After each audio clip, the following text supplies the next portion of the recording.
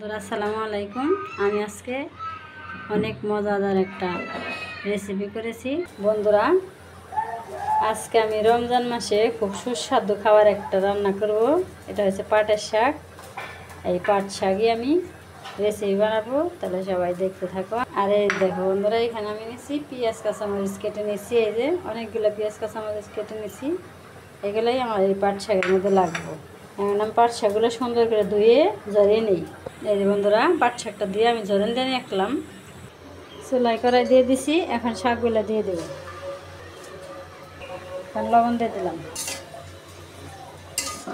শাকটা অনেকটাই কষি, অল্প জলেই একবার নরম হয়ে গেছে।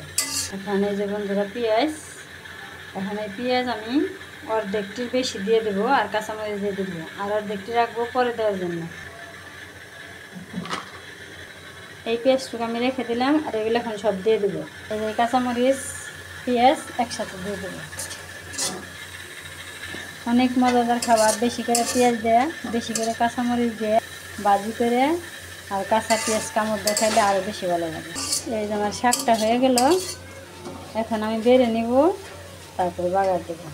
আমি শাকটা বেড়ে নিলাম, এখন আমি তেল দিয়ে দিলাম বাগার দেওয়ার জন্য। আমি কড়াইটা ধুয়ে নেই, সেই জন্যে যে একটু লাগিয়ে গেছে, ওটা একটু পুড়ে গেছে।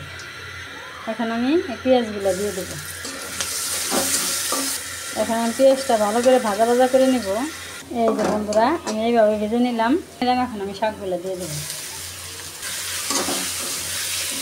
এই যে বন্ধুরা, আমি সুন্দর করে ভাজা ভাজা করে নিলাম। এখন আমি নামিয়ে নিব।